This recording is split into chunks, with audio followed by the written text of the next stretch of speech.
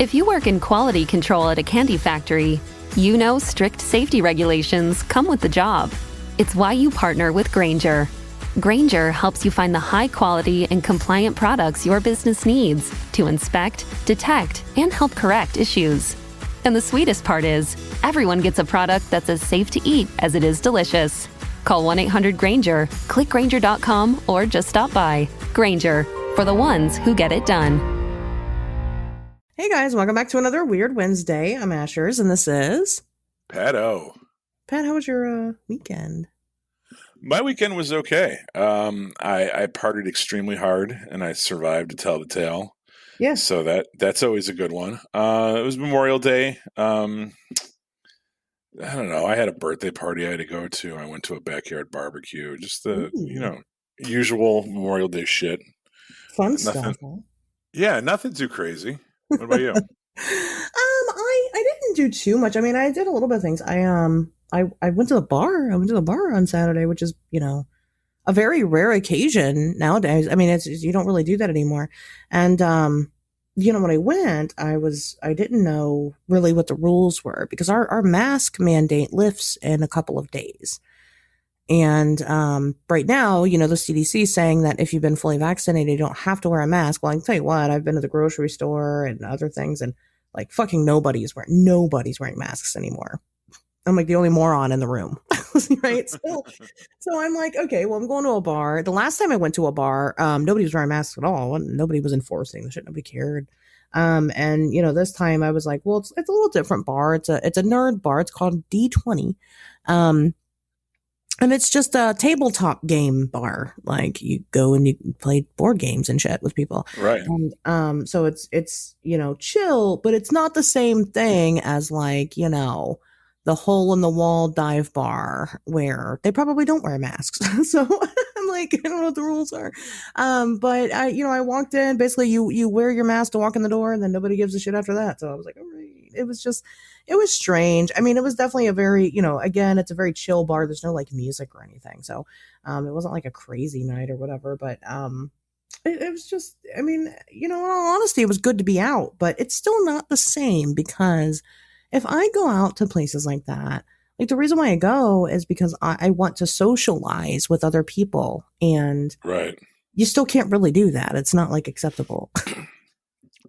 Yeah, I'm looking at I think it might have partly had to do with the venue because I'm looking at this place that you're talking about now, and it doesn't look like the kind of bar where you would go and hang out and like meet random people. It seems like everyone would be doing their gamer thing. And I'm also suspicious of bars that don't serve liquor. It looks like it's just a beer place. Is that correct? No, this is liquor. No, I have liquor.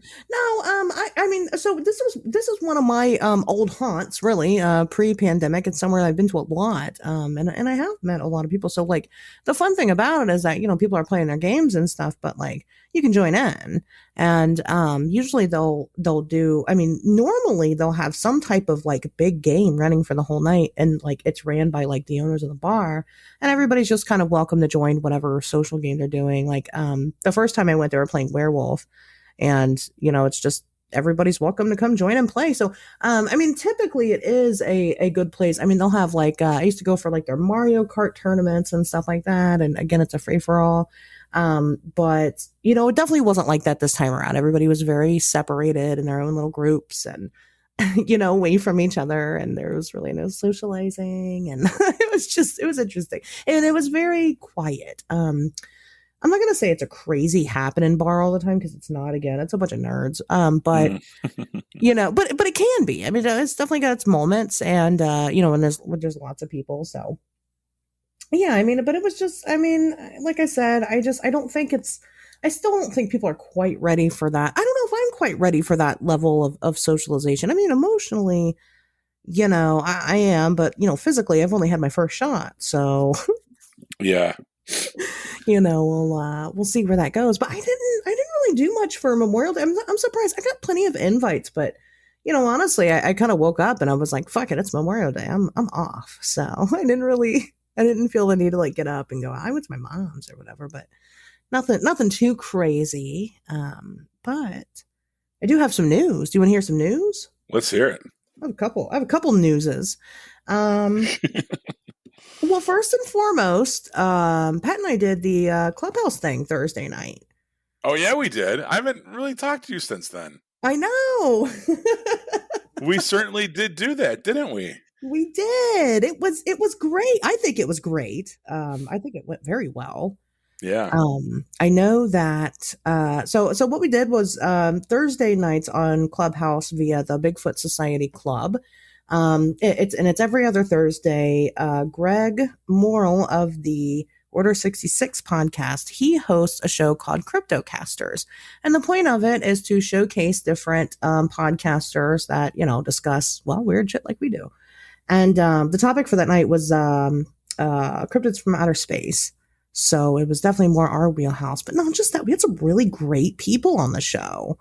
Obviously it was Pat and I, and then it was also Ryan Sprague from Summer in the Skies podcast. And that guy's on fucking everything.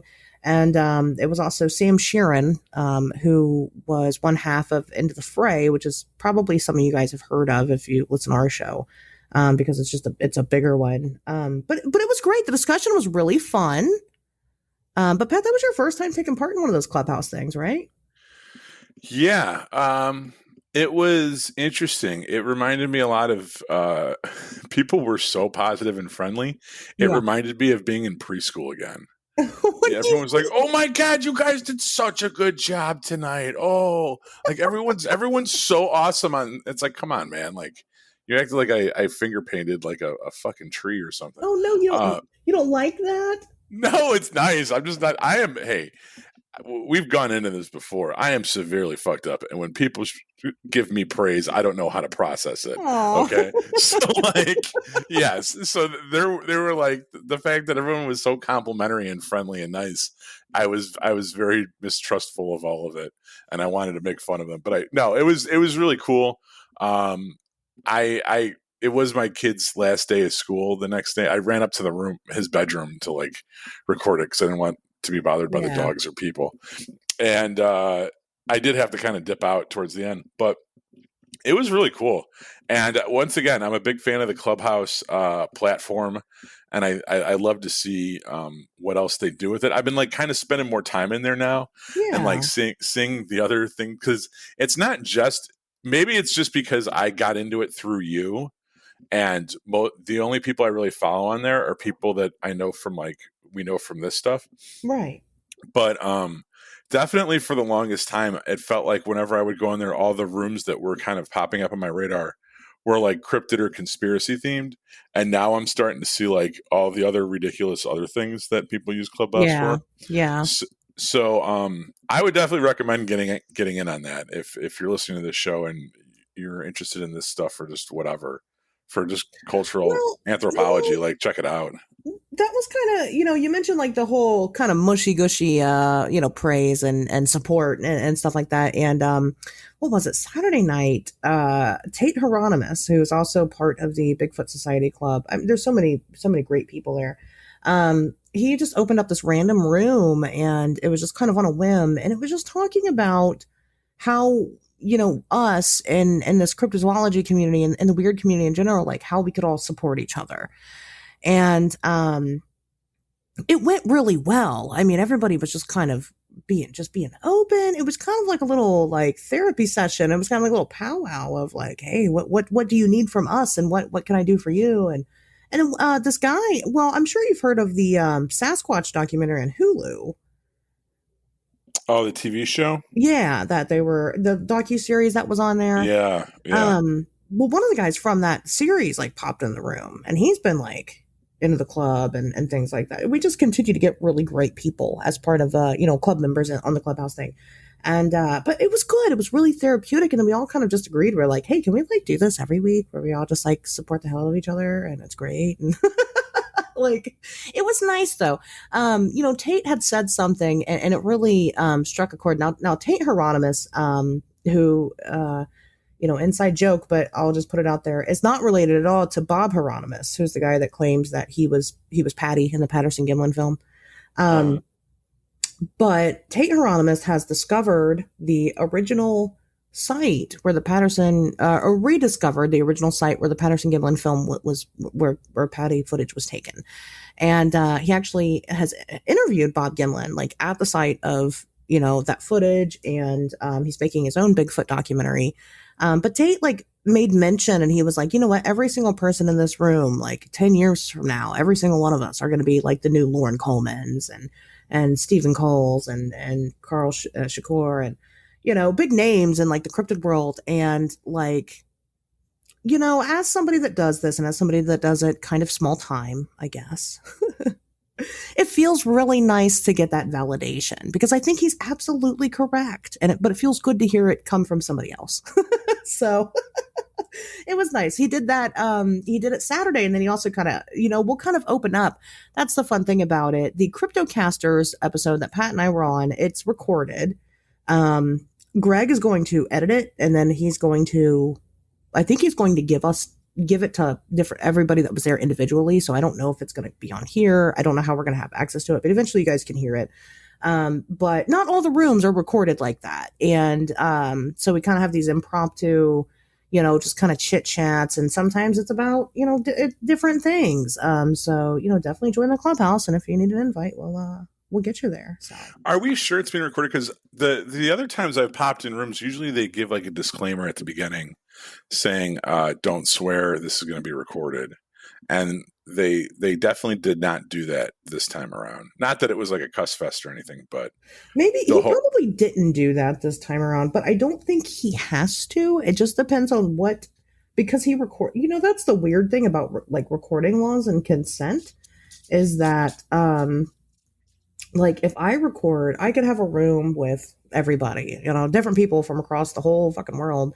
And I can record it because I live in Ohio and I live in a one party state.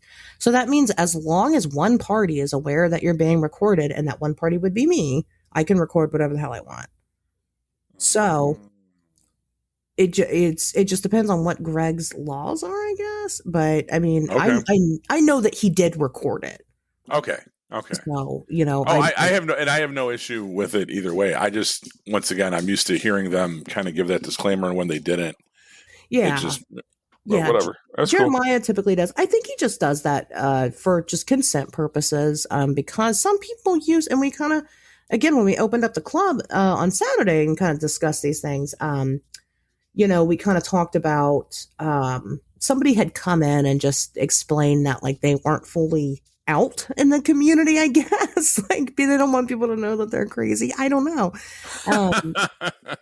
Which, you know, we'll talk more about that later, but you know, there are people that are like that. I mean, they got jobs and families, and you know, they got paranoia, and it's fine. You know, it's up to you to decide if you want people to know the fear to that stuff. So I think that's why Jeremiah does it, just out of respect rather than any type of legal. And then again, like I said, I don't know what his laws are in his state. So, gotcha. But anyway, speaking of, you know, the clubhouse people and kind of some of the things that they're doing, Alexander Pedikov is one of the guys who I've met through Clubhouse, and he's, I guess, I mean, he's a cryptozoologist, but I'd say he's probably more of a squatcher. He's more into, you know, Bigfoot.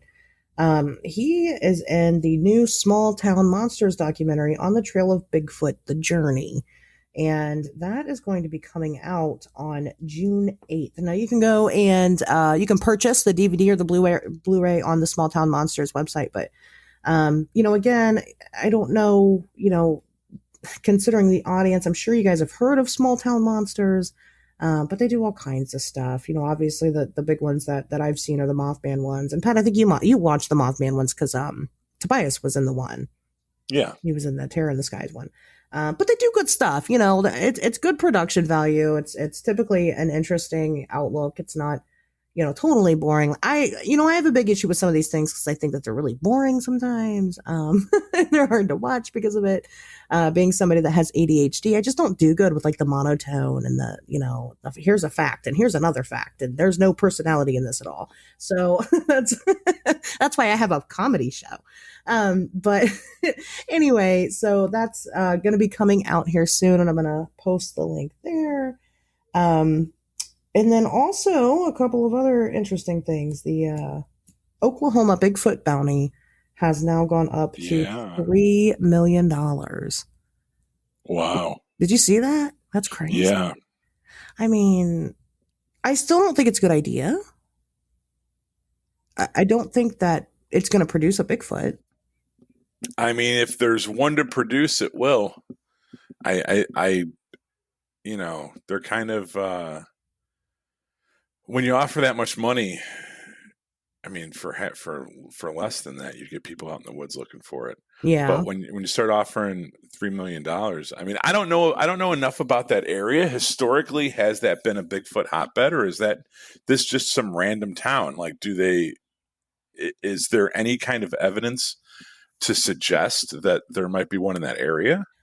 Well, first of all, I believe that it is throughout the state of Oklahoma.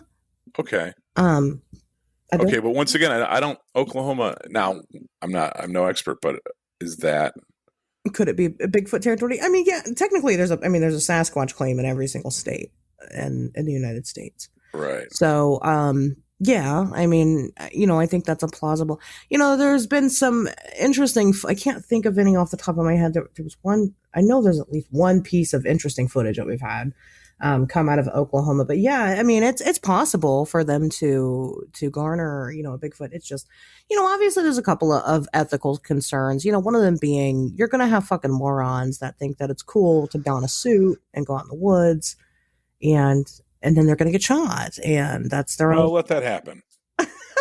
It's Darwinism. Good old Darwinism. You can't protect people from themselves. Yeah. Like, that's the thing, is that, like, people always say, "Oh, there's going to be these hunting accidents," or you get this. All right, well, we'll cry over that when we get to it. But shutting the whole thing down before anyone has a chance to do anything is just going to ensure that absolutely nothing happens. That's a good point. Give them a year or two to do it. $3 million. That's enough to bring in Quint from Jaws. You know what I mean? I mean, that's enough to get a real tracker in there. That's enough to kind of pony up for some gear. Like, okay, now we're talking a little bit of real money. So let's see what that produces. I agree. I agree with you. I mean, to an extent. I mean, well, and then on top of that, then the issue arises. What if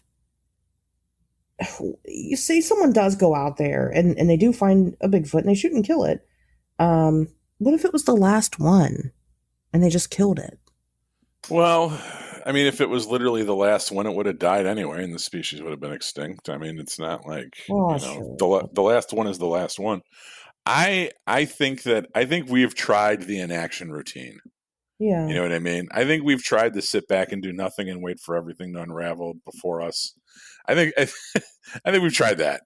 And, I'm a big fan of private industry, and sometimes innovation comes from folks trying to make money. Yeah. And, just like I'm a big fan of privatized space travel, and let's do this. Let's not wait for, our field museums and the Smithsonian to send someone out to find Bigfoot or to classify this or whatever. Let's not. We've tried that. Yeah. All right. Let's incentivize the common man to go out there and see what they see what they shake loose. Let old I don't know, Joe Bill go out there with his buddies and drink their Bud maybe Light. Something, maybe nothing. But you know what? If we don't do anything, we'll definitely have nothing. That's true. And this at least opens up the possibility for discovery. That's true. I mean, I guess I do respect that that aspect of it. I mean, I can't personally grab some guns and get out there and go shoot a Bigfoot. I just can't. It's just not in me to do something like that. But I see the plus sides. I mean, would I be excited? Of course, but can I condone it and feel good about it? No, I can't. I'm torn. It's just one of those things. I just can't, I hate to see an animal die. But, at the same time, as somebody in the field, I mean, yeah, I'd love but then again, to me, like, in my eyes, we've already proven Bigfoot is real. And so, I guess I don't need a body for proof, I feel like. But I suppose science does. I don't know. Hey, can you see the wind? No, I cannot. But you know it's there. I know it's there. Well, that's what I say. I say all the time. I've never seen or touched or smelled $1 million, but I know it's real. I mean, right? You know. Well, so. Get yourself a Bigfoot, and you'll have 3 times that. You know, I would never hunt a Bigfoot. I have no desire. I would never hunt a Bigfoot. I would never. If I was a multimillionaire, I probably would not. Unless I was really fucked up and thought it would be funny. I would never post a bounty for Bigfoot. But I don't think that them doing this is going to. I don't know. I think let it happen. You know, see what happens. Yeah. Well, right. I mean, yeah, we'll definitely see what comes out of it. I mean, I think there's because the price for it keeps going up and up and up and up, and I don't really know why. I don't really know where they're getting this money to do this, but they haven't had to fork any of it over yet. Well, right, that's a good point. You know? hey, how about this? I know I don't want to make some fucking claim, but we could just as easily say, yeah, well, on Wednesday We Talk Weird podcast, we will give X number of $1 million to somebody that produces a Gilman or some shit like that. A Gilman. And as long as nobody comes up with it, you get the free publicity for posting the bounty. You only got to come up with the money if someone comes up with something that you're satisfied with. Why didn't we think of this? Fuck. It's not too late. That's what I'm fucking saying. The Bigfoot thing. You should do. I mean, that could be your Mothman thing. You know, I will give you $15 million if you bring me a live Mothman in a cage. That's true, because you know what? I would probably make more money I'd probably make more than $50 million off that Mothman if I had it. So well, that's what I'm saying. You got to crunch the numbers. You got to sit down with put your glasses on. Can you really put a price on true love, though? I mean, that's We'll talk about this. We'll talk about this further, and we'll. My mind just went in a very dark place. Like that could be a whole secondary career for you. Is people just bring you cryptids for you to fuck on video, and wow, I make really good money. I release a line of sex tapes, and it's just different cryptids. There you go. All right, I'm disgusting. I don't know if I want to do all of them. I mean, some of them. Of course not. You wouldn't want to do any of them. They're fucking. You're right. I wouldn't want to do any of them. They're ghosts and shit. They're like animals, right? No, thank you. But I could. I mean, that's the claim we're making here. You bring me a Mothman, and I'll give you $15 million, or you bring me the Mothman, and I'll probably kill you and take your Mothman. But anyway, so speaking of things that are ridiculously overpriced, did you see the alien autopsy footage, right? Yes, I saw that too. They were selling frames of it. They're selling frames of the alien autopsy footage as NFTs, and I don't even know what the hell that means. I don't really understand. Like, NFTs are just cryptocurrency, right? Nothing makes me feel older than when shit like that comes up, and I Google it to try to figure out what it is, and I still don't understand it. Yes, that's what I did. I'm like, I'm not really getting it still. Because Kevin Smith was doing that with his latest. He did a horror movie anthology, and all I could think of is like, if I started in that movie, I'd be fucking pissed. But I guess like you're selling it, and now you own it. You own the intellectual like the rights to it. So you're not just selling the movie, I'm selling you this thing. So like they're selling frames of it, right? But you're not just buying like the physical frame, you're also buying like the copyright to it. The copyright to just that one frame, though? I don't understand. Well, because if you bought enough of them, and then now you own a portion of that autopsy footage. No one else can play it or stream it or broadcast it without your consent. So you own it. So it's like, yeah, I could sell you a copy of Mallrats for, $15, right? Or I could sell you the rights to Mallrats for $15 million, and then no one can play Mallrats without getting your permission. Right, except you're going, I'm going to sell you frame by frame the rights at $15 million a piece. You know who was the first one to do that, believe it or not, that I know of, was like Wu-Tang. You ever hear that story? Like they wrote an album Oh yeah. And there was only one copy of it. Yeah. And the fucking Pharma Bro, that dude that was like made all that money by like jacking up the cost of insulin and shit. Yes, I can't remember his fucking name, but yes. Yeah, like he bought it, and it was like, okay, well, he bought it, so he's got the only one copy of this Wu-Tang album. Paid like, I don't know, however many $60 million for some shit. Like now he can either be cool and put it on Spotify, or he can just say, I have the only copy of this album and I'll listen to it whenever I want. No one else can listen to it. And I think that's what he did. I don't think he released it. You know, that guy's gotta have a serious micro penis. I mean, with all his money, and they might have been, they should, I mean, he probably went to go get it checked out. He's like, I got all the money in the world. I can fix my micro penis. And they're like, sir, we can't. We just can't.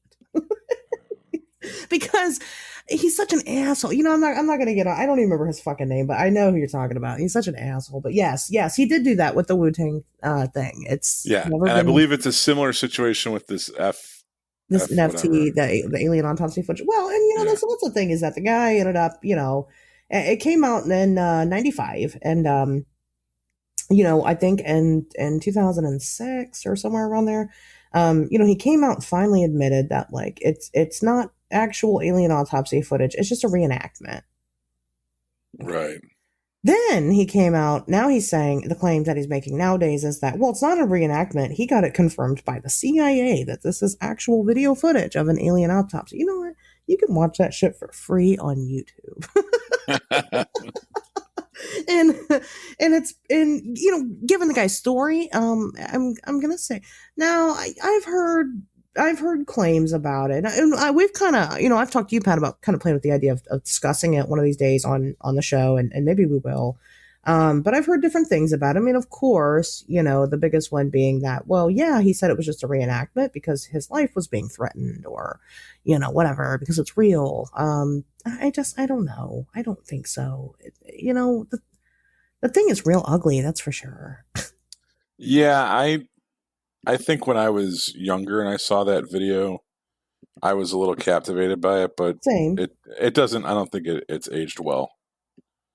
I think you're probably right. Yeah, I think you're probably right about that. I mean, the kid in me that wants to believe that everything exists wants to believe that it's really an alien. But the logical adult in me knows that, like, I'm not falling for that bullshit. So it's a hard thing to do. But either way, I'm not going to pay $1 million for one frame of this thing, and I don't think anybody else will either. So, you know, I just don't see it happening. It would have to be, you know, there would have to be like real question that's authentic, and I'm pretty sure that basically everybody knows that it's not. So, you know, I don't know. You know, newer things that come out, the Skinny Bob thing, you know, which we talked about during the Right Pat episode. I mean, that's a, you know, more fascinating to me now because nobody's ever claimed it. So I don't know. We'll see what comes out of that, if anybody buys that stupid footage or not. Another thing I want to mention is, I'm sorry in front, I might get canceled for this, but you know, I do this show, okay? I do it every week. I don't just do this show, right? 40 Investigation is my entire life. It is literally all I do. I don't do anything else. I don't like eat or sleep or shit like a person does. I just study cryptids and aliens and ghosts. And you know, what's really important to me in doing shows like this is making sure that I deliver facts as close as I possibly can to facts. And of course, scientific logic and reasoning. Okay. Because I genuinely believe that a lot of things exist. Most things exist. And I believe that there's a way that we can prove these things with science, even if our science is too infantile at the moment to get it to that, you know, to know. I still think it's possible. There's a gentleman who runs a YouTube channel.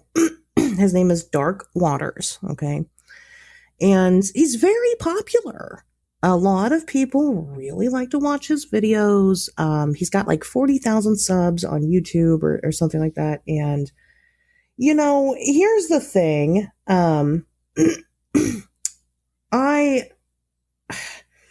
He's come out with this troubling video, and I've never watched his stuff before. It's the first time I've ever watched it because I've seen this going around. And he is claiming that the government is disclosing cryptids right now. Now, what he's saying is that the government is admitting to creating cryptids from a lab, and they're now, they're admitting to that. This is in the form of a bill that came out where they are discussing the ethics of making human animal chimeras. Now, that sounds scary. Human and animal chimeras sound very scary. But it's not as bad as like people think it is. It's not as cryptic as people think it is, or cryptid as people think it is. What this means, it's the same thing as like when you hear about GMOs in your crops, right? GMOs, it sounds scary, but it's really not. It's just genetically altering plants and things like that to yield better, better crops, more abundant crops and things like that. So we don't have a shortage of food, and it doesn't run out. We're kind of doing the same thing when it comes to human animal chimera hybrids, except we're not growing like whole ass humans. We're growing human organs in labs. Right. Yeah. And, and we're using animal proteins and things like that to do it. We're just creating another science from it. They've been using pig parts in heart transplants for like 20, 30 years. Right. It's not anything new. It's just being able to continue to use those methods to further our medical science, right? Now, could it eventually turn into creating an actual human hybrid? There's a lot of problems with that. And the problems come, and it's the same reason why, like, I can't get fucked by a pig and get pregnant by it. God, there's a lot of talk of me fucking animals in this episode. I'm so sorry. But our genetic makeup just doesn't add up that way. Now, and I mean, it would be very costly, and it would take a lot of resources and a lot of extra science to get like a living sentient being out of something like that. It just wouldn't make any sense. For what reason? Just because we can, I guess, but there's no money to be made out of that. Nobody wants, half human, half pig people. Right. Nobody wants that. And but he's taking this claim and he's just absolutely running with it. And he even did like a part 2 video where he was like, oh, you naysayers saying that it ain't, it's nothing. Well, here, listen to this. And he like shares some video of this man in a lab talking about these lungs, these human lungs that they had produced out of, cross between pig and human, samples in order to get these human lungs. And he's like, well, one day these lungs could work well enough to actually be put into people. And the guy's like, well, where'd they get the lungs from? Well, they grew them in the lab. It's just so weird. But people are really subscribing to this idea that right now the government's admitting to cryptids and admitting that they make them. And that just doesn't even make any sense. Cryptids have been around since before modern science has, so I don't know, man. Crazy people, they read what they want to read and they interpret it the way they want to interpret it. Well, you know what I mean? Yeah, that's what the guy does. And he's got, and I saw some of the other titles of his videos, and that's just, and I see them.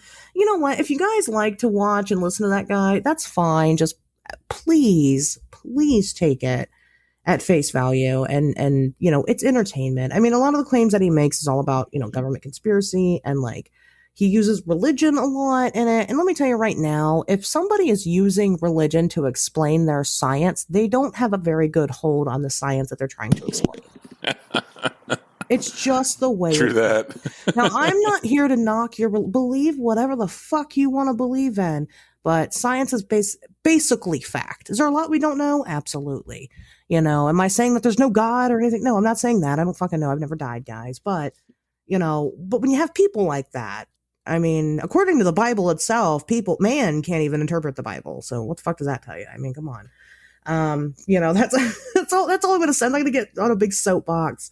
But I just thought I should mention it because it's just been, I've been sent the videos numerous times. People keep talking about it. Don't get excited yet, folks. Because that isn't where the fun is. Now the fun part is actually in we are experiencing disclosure right now at a very large scale. It's not cryptids though. It's aliens and stuff. It's not even alien. I'm not even going to say that because I don't believe that the government is going to disclose that there are different extraterrestrial races out there and all this fun stuff. all they're saying is that we recognize UFOs. Well, fuck, they did that already when they released Project Blue Book. Right. This isn't anything new. We know. And there's going to be some, I've heard rumor that there's going to be some USO reports. And we were just talking about this the other day. Sure. In the report, but I was mistaken. Today, we're recording this on 6/1. I thought that today they were supposed to release these reports. Apparently, they're not going to actually, apparently they have had to release them to Congress today. But as far as like releasing them to the public, they don't have to do that until I think it's either the 15th or the 25th. I'm not entirely sure yet. So we still have a little bit of ways to go. Mm-hmm. But I'm excited. I think it's going to be, I think it's going to be a lot of fun. So there's that. And yeah, so, I've got one more, and then I'm, I'm going to get into tonight's topic. So I am, officially, official announcement. I am now going to be co-hosting with Ryan Tremblay and his show, A Whisper to a Scream podcast. We are going to be doing, now Ryan's been doing this for a very long time. He's been doing cryptozoology for like over 20 years. And he started the show a couple of months ago, and he started it with Josh Turner, which is another kind of big name out there. But Josh has had some unforeseen circumstances, so now I am stepping up and becoming co-host. This Sunday, before we release any episodes, what we are doing is we are actually doing a live stream, and that should be happening. I think it's going to be 6 p.m. Eastern time. So if you guys want to check that out, just keep an eye on my social media. We'll be there answering different questions, kind of hearing your ideas on the different things that you want to hear us talk about. Now, keep in mind, Ryan Tremblay is mostly strictly a cryptozoologist, so this is going to be more of a strictly cryptozoology show. Not that we won't talk about other things here and there if they're relevant to the topics at hand, but that's kind of mostly what the focus is. But he does really well deep diving into the lore and the history and, the culture of some of these creatures. So, definitely check it out. And, also, we had the super exciting, super secret launch of Pat and I's new show, People Who Make Stuff. Yeah, that happened. You guys seem to really enjoy it. I was surprised. I did not, I'll tell you, it did probably about equally as many views as we get on this show. And that's, I didn't expect that at all. Or listens, I guess I should say.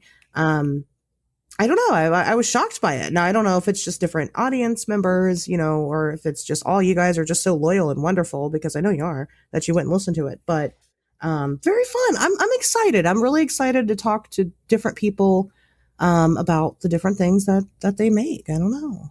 Yeah, it's. I think it's a natural progression from here, and I like that it gives us a new space to play in without kind of obviously not closing the door on this or anything.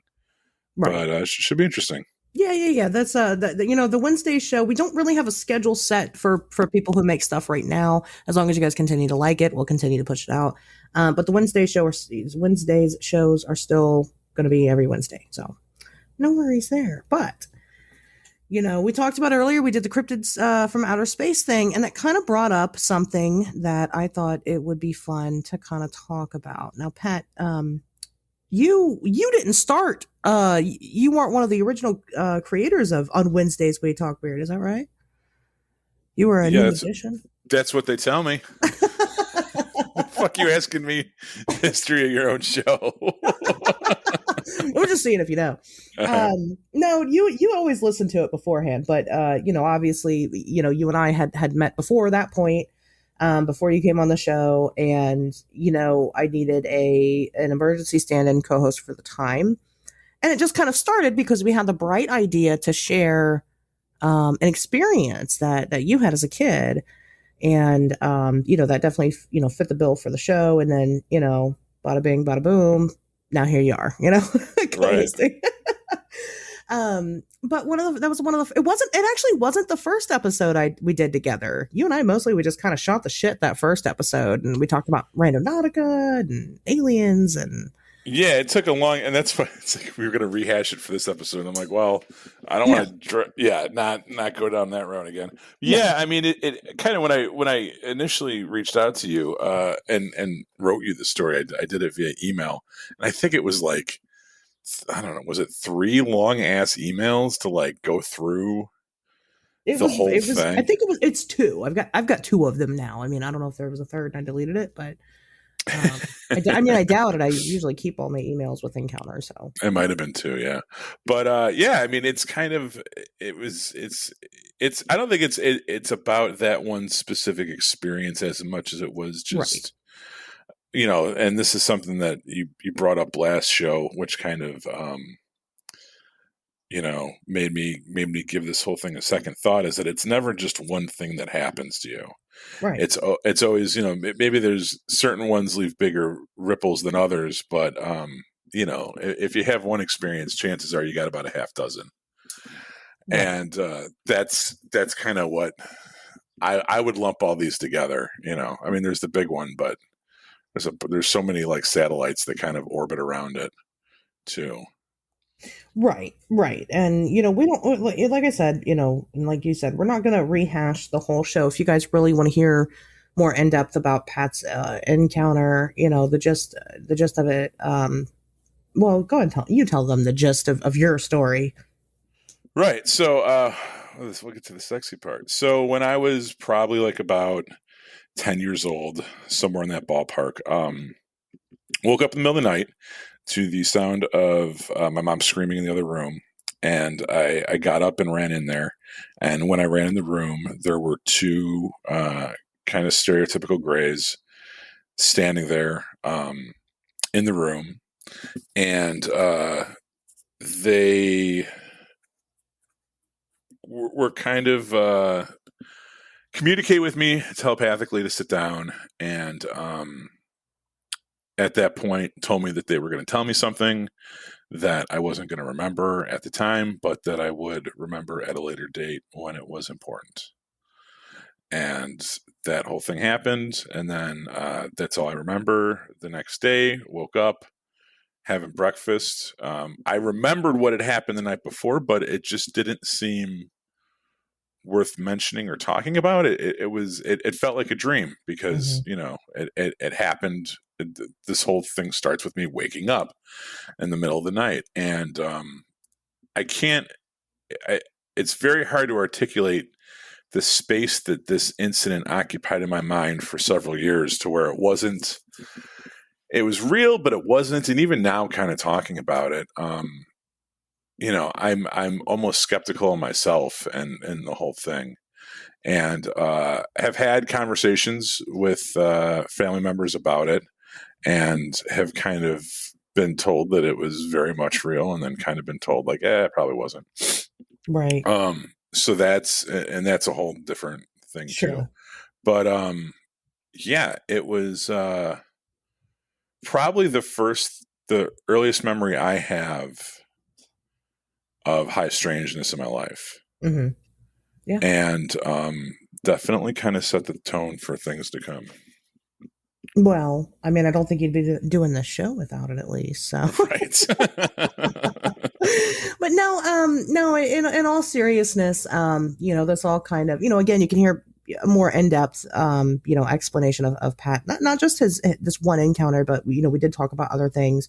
You can listen to that on the episode titled "Pat's Alien Encounters" is how we titled it. But it was kind of brought back up again. Let's be honest, it kind of trudged up, some feelings for you when we had Roy on. And right. Yeah. I mean, as much as like, I'm not somebody that had, I mean, as a cinematic device, I absolutely adore werewolves. But the idea of them kind of in today's day and age, we should be so lucky. Like I guess I never gave much thought into them being real. Yeah. And when he was telling his story, I think what sold me on his story, which I 100% believe, is not so much his description of the creature or the encounter, but the after effects that it had on him. Yeah.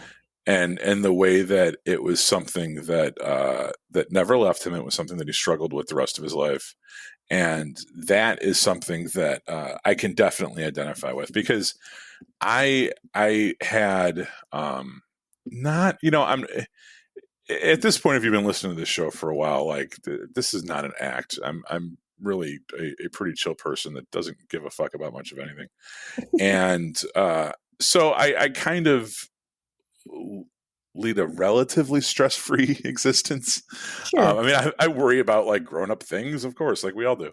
But I'm not very nervous. I'm not very I don't have like social anxiety that badly. Like I can kind of like communicate with people and get along with people and shit. But I do have periods as well where I have very severe anxiety, and a lot of it comes from the certain situations. You know what I mean? I could be driving down a dark road and do it. Like when I'm coming home from when I took night classes, coming home from school, and I could drive down the same dark road through a forest preserve 100 times on the way home from class and not have any issues whatsoever. And then I'll do it one night and I'll just be absolutely ice running through my veins, completely terrified, convinced that something's going to come over the tree line and I'm never going to be seen or heard from again. Stuff like that, like Roy talked about being, however old he was and still being afraid of the dark and having trouble sleeping at night. I still have that issue. I mean, this is a constant battle with my wife about how many lights I leave on around the house. Right. And I still do it. I leave the bathroom light on, the light above the stove, the fucking, I have LED high-powered exterior lights outside my home that I fucking will leave on every night. Yeah. And sometimes she'll get up and she'll turn them off, and then we fucking fight about it because no, you leave those lights on, And I mean, once again, it's not crippling. I'm a functioning member of society. I have, pretty decent job and I'm respected by the community. But, this weekend I talked about how I was doing my own thing for a couple nights, and I drank myself to sleep every night. I get severe. I'm convinced some of like the romantic relationships I had in my 20s were based on the fact that I lived alone and didn't like sleeping alone.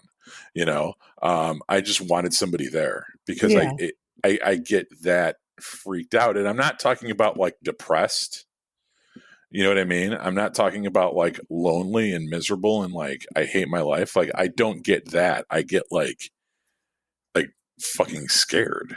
And it's something that still happens to this day. And I'm a grown ass man, and it's happened my whole entire life. It never went away, never left.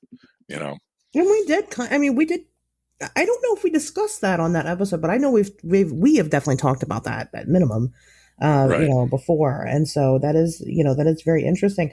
Well, one thing that someone had kind of, I'm not going to say criticized, but one thing that they pointed out about the Roy story was that he kind of tells it too good. He kind of has his story kind of figured out. Well, I'll put some disclosure out there about Roy and himself, and kind of what he does is that he's told this story over and over and over again. He's been on a lot of big shows. Right. So he probably has gotten really good at telling his story. He should have. Otherwise, he's a terrible fucking storyteller. Right. You do anything that much, you better get good at it. Right. Right. But Roy Stubblefield is not he's not a storyteller, by trade at all. He's never, written a book, or, he's not really the artistic type. He's like he says, he's just an average guy. He does a lot of like labor jobs, and not just that. One of the most telling examples was that a couple of months ago, Roy right now is based in Arizona. That's all I'll say about it. But a couple of months back, there were reports of a dogman in Arizona, and he had reverted back to that state that he was in. He was all over again. He was terrified. And, he kind of had about a good month or so where, he really struggled because, again, he was back to convince this thing's coming for me. It's here because it wants me. And that's what it is. And that was very telling for me as, somebody that speaks with people all the time that say that they have instances of high strangeness. Now, again, I think probably about 10 to 20% of the people that I speak to have actual genuine experiences. It's not a lot. But when they do, there's certain things about it that you just know and you can relate to. But it does. It affects you the entire rest of your life. Now, we had kind of talked about it. So Pat and I had planned to go on this Clubhouse thing. And, and it was about cryptids from outer space. And I had, just kind of mentioned like, hey, well, I know Greg listens to the show. Hi, Greg. But, I don't know how much of the show he's listened to. I didn't know if he had heard Pat's, Alien Encounters episode or what. But I mentioned to Pat, hey, if Greg brings this up, are you going to be willing to talk about it? Just kind of get, I wanted to give a heads up, because it's not like it's easy all the time. I mean, sometimes you're just like, hey, whatever, I saw aliens, it's cool. But, it can be difficult. And then we just kind of got on the subject of like talking about, revisiting, the encounters. Now that you guys have listened to Pat and, instead of just him being some fucking guy that I had on my show, you guys have been able to kind of build some type of rapport with him. And so I thought it would be interesting to kind of go back and remind you that, hey, he's had this experience. But Pat, you said that your story wasn't really that big of a deal. Yeah. I mean, I guess because first of all, there's a part of me that doesn't know if it really happened. Sure. Fair. And if it did not happen, then it really isn't a big deal because it was just a dream I had when I was 10 years old. Sure. Now, the thing is like, oh my God, I guess it's the thing is I know it wasn't a dream I had when I was 10 years old. And, but at the same time, there's not a whole lot to it. Like, it's not very sexy. Like, there was no, didn't go in a spaceship anywhere. Like, there was no fucking star maps or like, yeah, it was just this fucking thing that happened that was weird. And I wish I could, not that I would want to make more of it, but it's just, I wish there was more to it. Like, it's, we spent 2 episodes when I first came on the show talking about it and like associated, things. But sure. At the end of the day, I pretty much told the same story here in about 3 minutes, Yeah, like well. I gave it a lot of setup and context the first time around, but when it gets down to brass tacks, like, yeah, that's all she wrote. Yeah, I don't know. I just normalize things. And it's a part of my personality, and I do it in a million other ways that have nothing to do with this kind of shit. It's just, maybe it's a survival mechanism. Maybe it's just the way my brain's wired. I used to repo cars for a living, and I would be put in insanely dangerous situations every single fucking night just to take back some guy's Impala that he missed 3 fucking payments on. And I did it, every night. And I never thought about the danger I was in or the how I could have been hurt or killed. And I'd go out there and I'd get in the car and then I'd flip a switch and it would become a video game and I would do what I needed to do. And I got out of there and then, I don't know. It's just something I've always been able to do. And it's kind of like, I look at this thing the same way. Like, hearing Roy's story was really weird for me because it gave me a point of connection to it, and it made me it kind of prevented me from compartmentalizing so many aspects of it. Like, because there's what happened, right? And that little 3-minute segment, but then there's everything else that kind of came after. And it's easy to look at all those different things individually and dismiss them all individually. Mm-hmm. But then sometimes you lump it all together and you're like, Jesus Christ. Like, it's almost too much. It's almost too much to process. And like, yeah. I mean, I've been in counseling off and on part of, I don't want to say all of my life, but, a little bit here, a little bit there. And, that's always one of the things that like throws you for a loop is like, you'll be talking to not even if you're in counseling, you'll just be talking to anybody. and you kind of like talk about something from your past or something that happened with like your family, and people's reaction is always like, greater when they're hearing it for the first time. They give it more emotional weight than you do, having walked around with it your whole entire life. Yes. Because you've always walked around with those weights on your ankles and you're used to it by now. Right. And it's not until you get a fresh set of eyes on it and they look at it and they're like, Jesus Christ, are you kidding me? And you're like, yeah, what? Oh, your childhood wasn't like that? I don't know if I can tell you. Right. That's all you ever knew. Right. Right. So it's kind of like, the Roy thing kind of like, I guess, like stirred that up a little bit. Because if you listen to like the last 20 minutes of that show, like that was like fucking gut wrenching. And it made me think about this stuff. And then, but going back to what you were saying about going on that call, I don't know. Like, I mean, if I don't talk about this shit a lot unless I'm fucking high, because like, it doesn't, because I've told people and most people are not interested, or they think they're just going like, oh, that's fucked up. And like, that's it. But like, I don't have people take like a crazy amount of interest in the story. So it's not something I go out of my way to tell. But with you in this show, like you were interested in this kind of stuff. So I thought, okay, well, here's a good chance for me to kind of get off my chest for a little bit. And I'll send this random weird girl from Ohio this fucking email about this stuff. And like, here you go. You're looking for stories. I got a story to tell. Here you go. And that was it, and the thing is, like, I guess one of the things that Roy said was that he doesn't talk about it for notoriety or for money, because he's not getting either. He talks about it in the hopes that someone else will make sense of it, or like the more years you get on it, maybe someone else will have another piece to it, because it's just this like strange hole that he has. And I think I'm maybe in the same boat too when it comes to this stuff. So like when you asked me if I wanted to like talk about this again for the show, for this episode, I was just kind of like, at first I was like, I don't know. And then I'm like, well, whatever. Like, I'm definitely not, it's nothing that, there's my dogs being assholes again. It's okay. They're whacking off outside again. Yeah, they're whacking their weeds outside. Guarding the property from aliens. Yeah, I don't know. It's something that like I don't know what I want to do with it, because I mentioned this in the last episode where we talked about this. I really did try. Like I reached out to like a hypnotherapist that was in the Midwest that talked to abductees and stuff, and like I did a little bit of legwork, like trying to get to the bottom of this shit. Nothing ever came of it, And then you get to the point where you're like, how much of my life do I want to devote to this thing that I don't even know if is real? Or do I just want to kind of like just move on? Because I got to go to work tomorrow, and that was kind of it.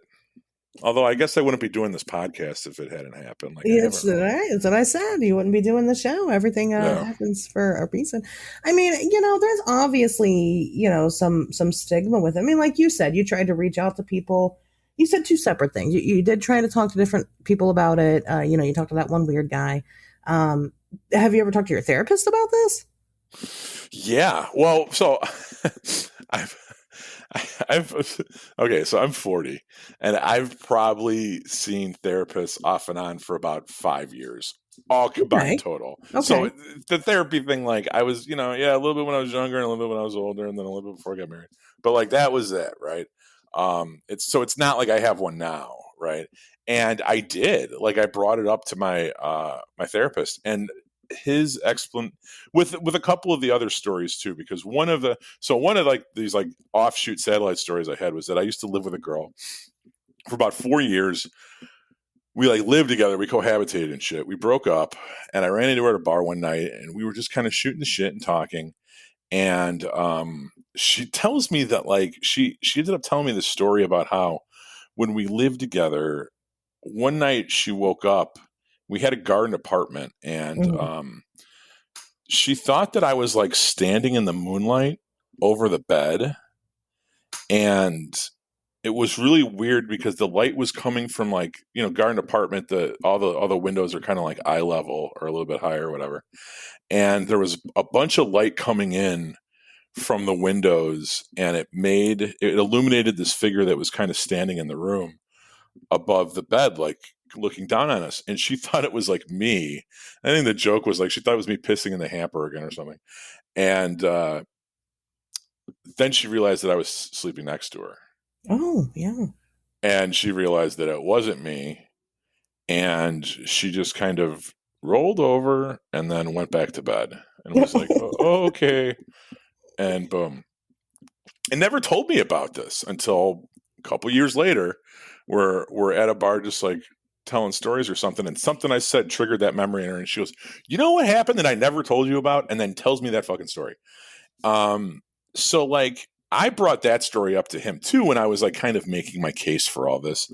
And he was like, his explanation was like, well, you know, the mind is very powerful, and when it's asleep, it can do things that we don't even fully understand yet. And I don't know if he was trying to say that like it was like astral projection or something, but like he was kind of like dismissive of it, and like that was it. And when I talked about, but you know, here's the thing: just because someone's a therapist doesn't mean they're fucking right. Yeah. And me and him talked about a lot of shit that he was kind of dismissive of, that I've gone back and thought about more on my own. And I've realized that no, me and that guy just have a difference of opinions of some shit. Yeah. So that was that. No, he did not put much thought into it.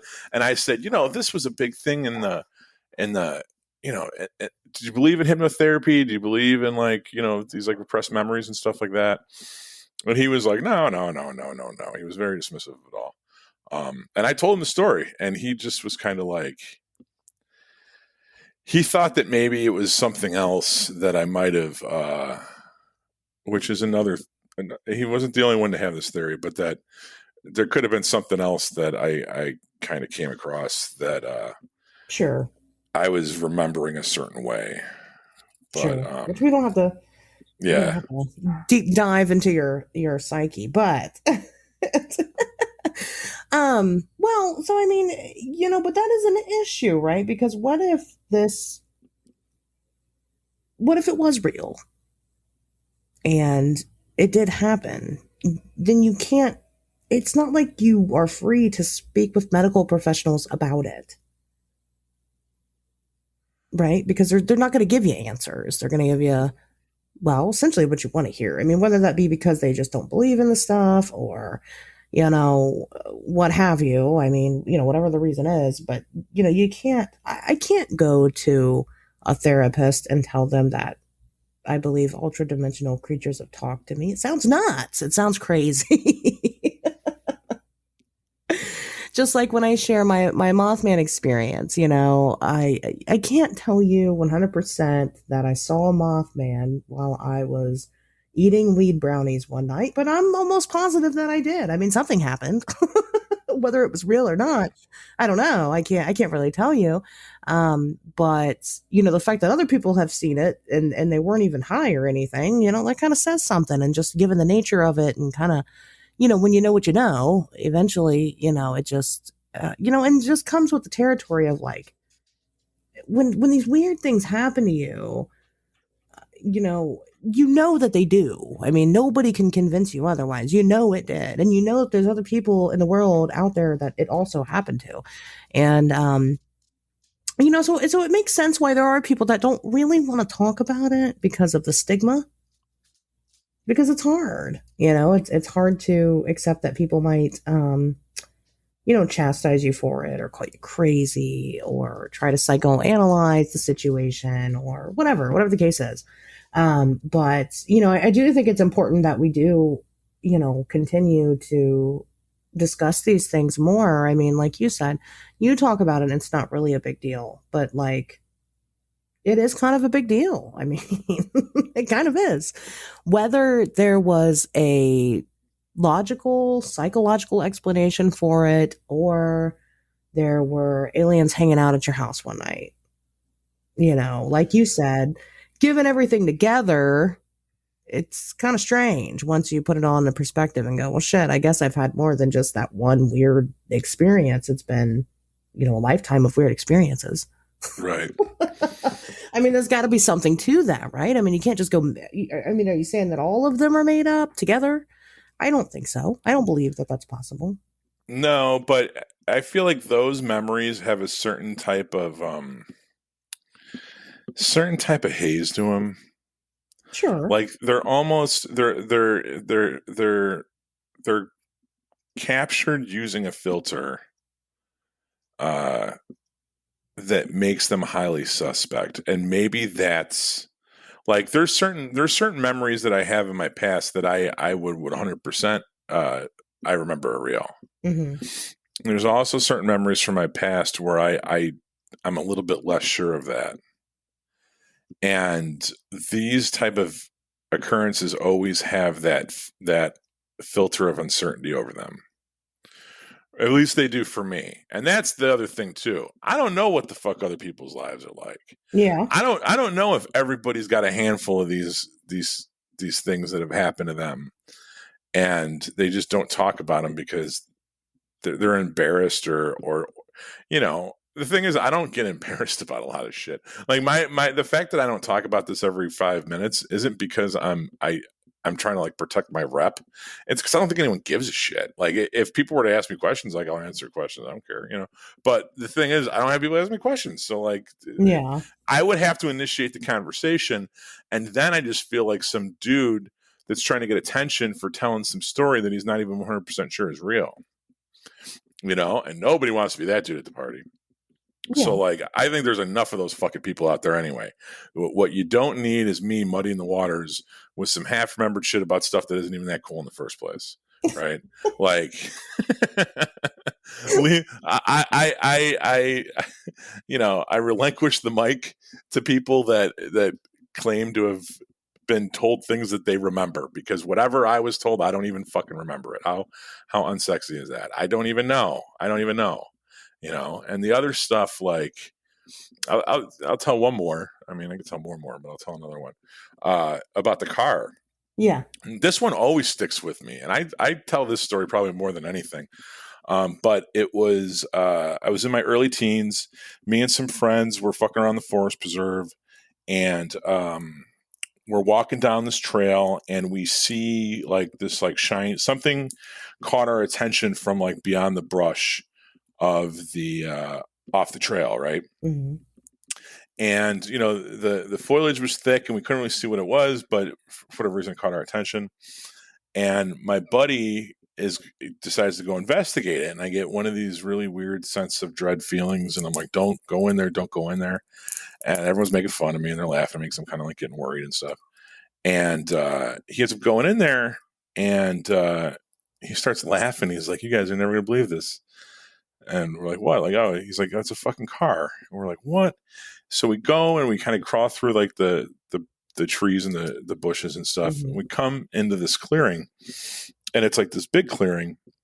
And in the middle of it's a car. And it's just like sitting there. And it was an old car, and there wasn't a scratch on it. And like, my buddy went over and we looked at it and we just kind of like, we're like, oh, this is fucking weird. Like, what's this car doing here? Like, and like, we appreciated the absurdity of it, but we didn't like really appreciate the absurdity of it. Like, there was no way that car could have gotten into that clearing. There was like no paths into it or anything, right?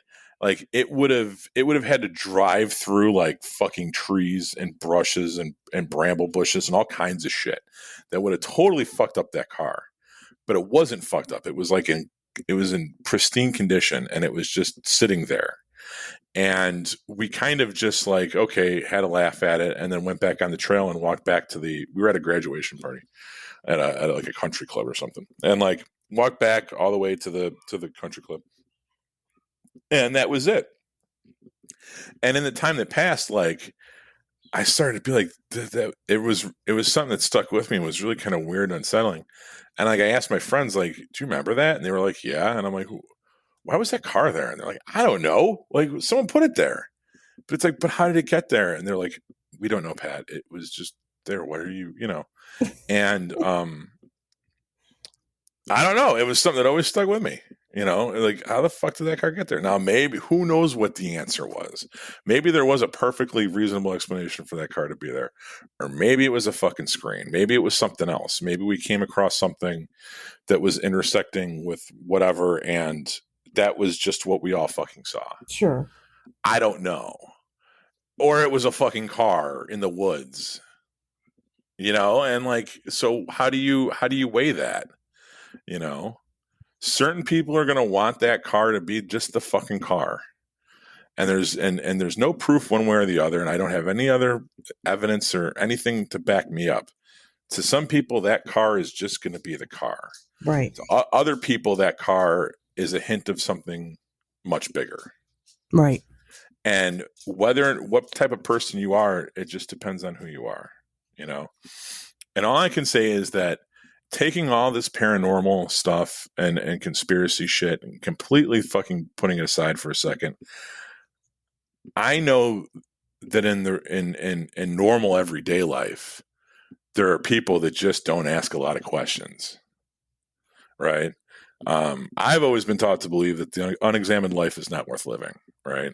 Yeah. And I'm somebody that questions things and thinks about things, and I'm not terribly neurotic or anything, but you know, I kind of wrestle with truths and what's going on, and I ask myself questions, and I know there's some people that don't do that. And I know that there's some people that just kind of just do what they do day in and day out, and they don't worry too much about other things, you know? And I don't know who's right and who's wrong. You know, I just kind of know the way I do it. Yeah, I agree with that. I mean, I went, well, to a degree. I mean, obviously, if I agreed with it too much, I wouldn't have a job. But, you know, I think that what you find when you are somebody who has to even, you know, question the validity of your own reality, I think what you find when you start kind of chasing down these rabbit holes and not just, you know, not just Googling the quick story and being like, oh, well, you know, here's another alien abductee, but like really getting to know these people, is that, you know, again, the people with the genuine encounters tend to have this lifelong relationship with high strangeness for whatever reason. I don't think everybody does. As somebody who, you know, prior to this, I've just in general, my entire life, I've been in the business of people. And, you know, I've talked to and I've met so many different types of people. And I'm sure, Pat, you relate. You worked in, you know, the hotels forever. So, you know, you meet people that way.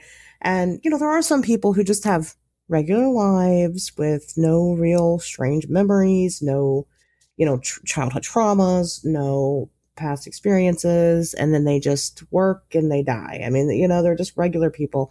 But, you know, but then you have people that, you know, just kind of tend to live these extravagant lives. I tend to be one of them, you know, and it's not on purpose. It's just that so much just, and I'm not saying like I see aliens and shit every day or anything like that. Just so much ridiculous shit happens to me all the time. And it always happens to me in such a large way that it can't possibly be an accident. And, you know, we used to laugh about it when I worked at the theater because I would have to call off for the most ridiculous fucking things you've ever heard of in your entire life. And, you know, every single time, you know, after a while, they were like, you know, you really make up some shit to get out of work. I'm just like, listen, I couldn't make this shit up if I tried. It's just my life. You know, now whether, you know, everybody maybe has different paths, you know, maybe some people are more destined to have paranormal experiences. Maybe some people are more destined to have, you know, alien encounters. Maybe you're more destined to just have a hodgepodge of everything. I find that again, I find that it's just true across the board, And, Roy's story, you know, you guys heard the one piece. All right. I spoke with this man for 5 hours in one day. And that's just one day. It's just one phone conversation that I had with him. He's got more. I mean, there's way more to that. He's got things happening actively right now. And it has nothing to do with werewolves. It's other shit. And so, you know, is it because maybe you have these experiences and once your mind, especially, you know, at young ages, you know, maybe your mind accepts the unacceptable, right? Maybe you accept that listen, there's things that we don't understand in the world. I know I experience them. So then maybe your mind's more open to the experiences going forward. And, with that, you kind of have your guard down a little bit. And, I guess some people like to refer to it as the veil. I don't really, but that's what, for lack of a better term at the moment, the veil, is kind of thinner, or, maybe even open a little bit to kind of let these things into your life. You just invite them that way. Or, maybe just having that experience just gives you more of a open mind in general. So maybe you make something out of nothing because that, again, the impossible is now possible. So, or you're just crazy, so you keep seeing crazy shit. Or you're just crazy, so you see crazy shit. I mean, I don't know. That was another thing. This past weekend, I haven't talked about this, but I've told other people I was supposed to go on this investigation over the weekend, hunting the alien mantis. And what was funny was that, we were doing the Cryptid Casters thing, which is, of course, this just kind of brought all this on. And we were all asked to pick our favorite outer space cryptid, and Pat chose alien mantises. He didn't know I was going on an investigation, for one. I didn't go, obviously. It was raining outside, so I didn't get to go, but I will. But, I talk about synchronicity a lot and different things, and I just personally, I don't believe that there are accidents. Even if you believe something happened, and even if it didn't really happen, I think that that's entirely on purpose. For whatever reason, I think it's entirely on purpose. So that's just kind of my soapbox about it. I mean, I think that it's funny that you don't talk about it more. I think it's very interesting. I wish I saw aliens in my house. Been there, done that, I mean, I think if 20 years ago we were having this conversation, I might be more energetic and animated about it, but because it was so long ago, and there's been more since then, but I mean, I don't know. I think that it's maybe because I'm skeptical of even myself that I'm so blasé about it, or maybe that's the way. I mean, if you really want to drink the Kool-Aid on this stuff, maybe that's the way it was programmed in me. Oh, you know what I mean? If this is really some type of thing that's supposed to be laying dormant and buried, then and I mean, we can even go in and talk. Oh, Jesus. We're getting long enough and the dog's driving me crazy. Sorry.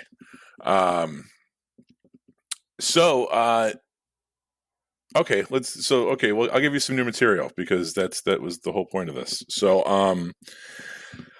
I remembered it after it happened, but not really. I mean, I kind of talked about how the next morning, I had asked my mom about it, and it was on the radio too, which almost makes me want to try to go back and figure out exactly when it happened, because I want to say it was around the Super Bowl, maybe even Super Bowl Sunday, but that there was UFO sightings all between Chicago and Milwaukee that night, and we were having breakfast the next morning, and that was on the news, and I kind of brought up that dream, and my mom was like, "Yeah, I had that dream too." And so that was there. So I never entirely forgot about it, but I remember it was there the next day, and then it just kind of like really slipped into the back of my subconscious. Like I didn't think about it. It didn't give me anxiety. The anxiety was still there. Okay. But it was just kind of like, it became like a non-issue, I guess. I want to say until I was like 19. And then 19 years old, me and this girl I was dating at the time, we used to do this thing where we would get 4-hour naps to places, and then we would like take acid or take mushrooms or take ecstasy or whatever, and we would just kind of hang out and trip together. And we were staying at this motel, and it had like mirrors like all over the place, like mirrors on the ceiling, mirrors on the walls. Ooh. And anything that wasn't covered in a mirror was covered in shag carpeting or a hot tub or a bed, right? Everything, the fucking bathroom was carpeting, like everything. And it was this like really throwback, like 70s swinger style place that was still open in the late 90s. And we were taking ecstasy, and that was when I remembered this. So it's not that I didn't remember it before, this is really hard to explain. I remembered it before, but I didn't remember like how weird or crazy it was. And then after that night, when I took MDMA, I really remembered it. Okay. And I know that I'm not articulating that right. That's okay. But I really remembered it. And I really remembered that it happened. And it was almost if like it had been buried. So imagine it happens. And then it was buried in the ground with like dirt over it. And then after the MDMA, it was like the dirt was gone, but it was still on the ground, but I could see it, and I could see that it was there. But it was still kind of buried, right? That's kind of what happened, is that I remembered this fucking thing that had happened. But it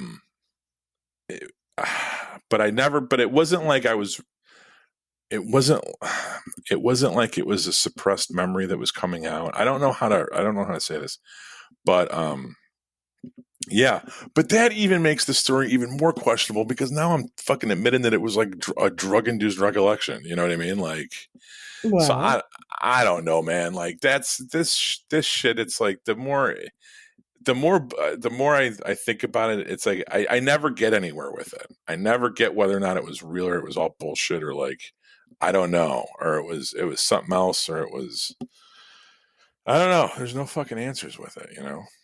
and that's, yeah, that ends up being, that kind of ends up being why some of these people kind of going nuts eventually, because you just never. There's no resolve. We don't have answers. We can't give you any, and that's, so some people are like, well, these people claim this for the money or whatever. But it's like, most of the time, like, okay, yeah. I make my money in other ways. Fuck well, you. right. I mean, come on. We got, you got your OnlyFans up to you? No one wants to see that shit. Your only Pats. Well, that's why I don't know. We'll see. Like we should when we take this thing to YouTube, we'll see. We'll see. Ooh, don't threaten me with a good time. That's but you got people like Travis Walton, right? He's made some pretty good money off of his experience. Which we'll probably deep dive into one of these days. But yeah, but he disappeared for like 5 fucking days. Like I didn't even go anywhere. I never left my fucking house. Right. I mean, it was a pretty big. I'm not gonna pick apart a story right now, but it's anyway. But then you got people like which I've talked about before on the show, like Chad and Alta Dillard, who, Alta's got fucking implants inside of her body. And she's never made a dime off of any of this. Now, they've been invited as speakers at different events, and they've talked to everybody, and they've been on TV, and but they haven't made any money off of this. They're just two people living in the middle of fucking nowhere, Alabama right now. She makes like scarves and shit and sells them on Etsy. Like that's the money that they made, Yeah. And at what cost? I mean, the cost is Tanya Derenberger, the daughter of Woodrow Derenberger, who has a relationship with Andrew Cold.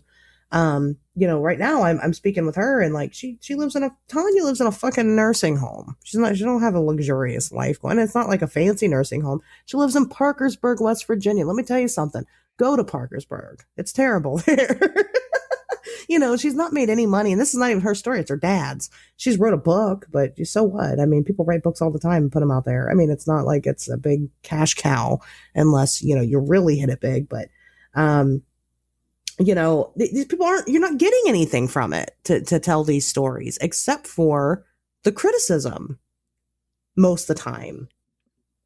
Well, you always talk about the 3 kinds of people, mm-hmm. right? What are the 3 kinds of people that you run into when you do this? Crazy people that are mentally ill. They believe it actually happened, but it probably didn't. They're just mentally ill. Right. People that are lying. Yeah. So when you're talking about those, you're trying to use the lying profile and project it on the mentally ill people. And, just because these people haven't tried to cash in, what's their incentive for doing this? They're fucking crazy. And I could be, maybe, I don't think I'm crazy, but I definitely could be,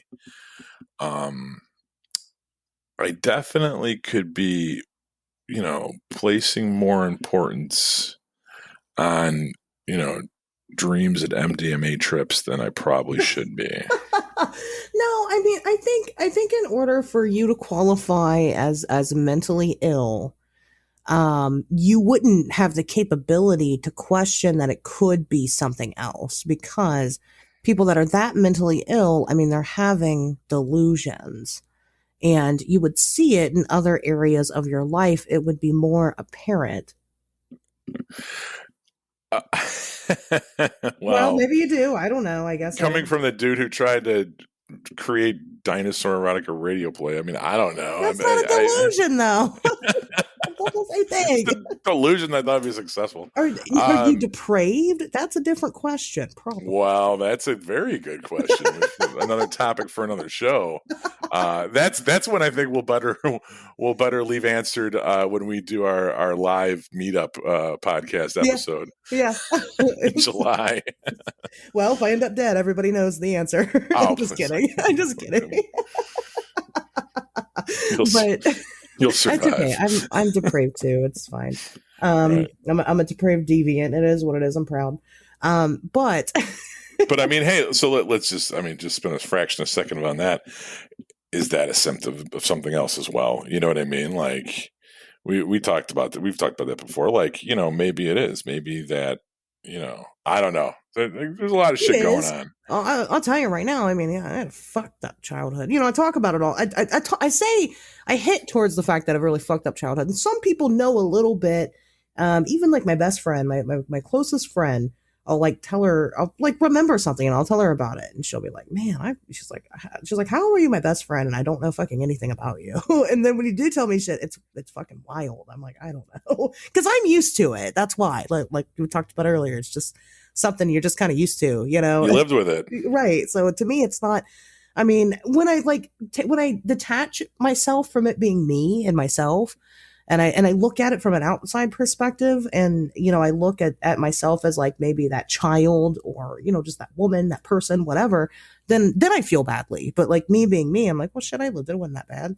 I'm here to talk about it. And that's the thing is, why would you ever spend a serious amount of time and effort trying to do that? Because all it does is impede your progress.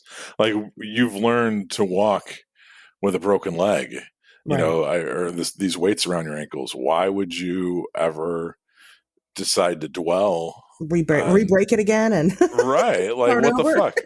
Like, it's there, and that's the thing is that, like, I don't know if I went through and unpacked all of the fucking trauma from my childhood, I don't know if it would ever make anything better in the long run.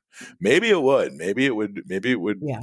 Maybe I would become a calmer person, and I wouldn't, question things as much as I do. I wouldn't be so much of a deviant or whatever. But like. And then I look at like, wow, where's the fun in that? Well, there's different. Well, I had that conversation recently. But there's different things. I mean, there's different things that it impacts about your life differently. So, I mean, if you find things, at the end of the day, I'm going to get on a little bit of a soapbox again. But at the end of the day, if you find that you are happy and you're comfortable and you accept who you are, as long as you're honest about who you are, I think that is important to be. I think it's important to be honest with yourself and other people around you, especially if it might affect people around you. Then I think that there's absolutely nothing wrong with that. If you're happy, fuck it. But, I do find, and I have found before, that there are things about myself that I don't personally like. So therefore, in order to change it, I do have to go back and do that unpacking. And, and it all kind of came to a head this time last year. I mean, so it's all pretty new to me. But I think that, trauma is just a very, we'll just have to do a whole episode on it one day. Maybe I'll share some of my fucked up stories, but I don't mind talking about it. I never do. I mean, I'm always very open and honest and I just tell it as it is because, like you said, it happened to me and I lived through it. So it must not have been that bad, um, in my eyes. So it's not that terrible. But yeah, I mean, I get what you're saying. I mean, there isn't any reason to dwell on it because the fact of the matter is that you can't change what happened exactly. You can just kind of change with how you've coped with it. Now there are adults that, maybe they had one instance of something fucking terrible that happened to them as children and they still can't get over it. Those people need to unpack it somehow. They need to go back and they need to fix that because it's impacting their lives now, right? Or maybe you're somebody that's been through trauma after trauma and it all just kind of added up and impacted your life. I mean, again, then it becomes important, but it's your life. You decide what's important to you to dwell on and not. And, sometimes those topics are whether or not you saw aliens in your house as a child. And it's up to you to decide if it's important to you to kind of unpack. I mean, I don't blame you for being curious now in hindsight because I would be, I'm sure, especially because with something like that, it's just, it's not supposed to be within our realm of reason. It's not really supposed to exist. At least we haven't proven that it does yet. Whereas like we know that like there are terrible people that abuse, others and, things like that. We can prove that happens. We know it happens, but, kind of leaves a different impact, for different things. So I don't know, but like I said, maybe one day we'll kind of deep dive a little bit more. I mean, I've got some theories, about trauma and, experiencers of high strangeness. So, maybe we can talk about that some other time. I don't know, but I don't think I have really anything else to add to this topic. Do you have anything else that you want to add to this topic? No, I've talked enough. It's all good. Do you encourage other people that have experiences? Maybe they're in your shoes. Maybe they feel like it's not a big deal and they don't want to talk about it. I mean, do you think they should? Do you think they shouldn't? What do you think? Well, I mean, the way I've always processed everything is through writing. So I'd say write Asher's a letter. What's I love a letter. Nobody fucking writes me letters. There you go. What's your email address? Give out your email address. My email address, that is fromtheashers@gmail.com.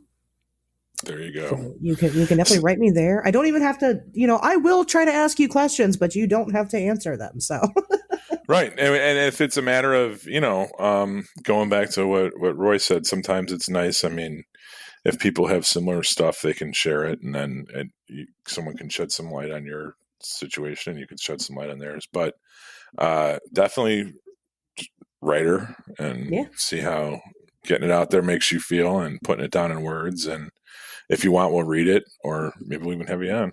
Right. And maybe who knows? Maybe you make stuff in your free time and we can have you on. If you make stuff, yes. If you make stuff, we will have you on. And you also had a weird encounter. We will have you on for that as well. So cool. All right. Well, then, guys, I guess with that being said, we will see you guys back here next Wednesday.